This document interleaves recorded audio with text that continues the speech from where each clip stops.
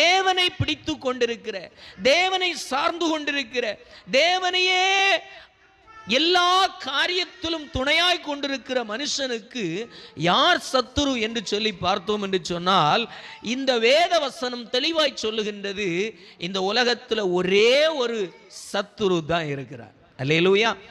அந்த ஒரு சத்துரு தேவனுக்கு பகையாளியாய் இருக்கிறான், தேவனுக்கு சத்துருவாய் இருக்கிறான், தேவனுக்கு விரோதியாய் இருக்கிறான்.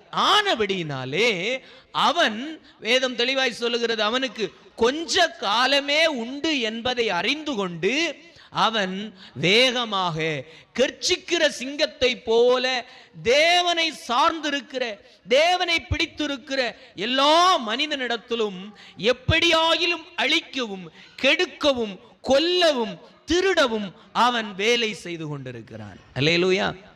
அப்போ நமக்கு சத்துரு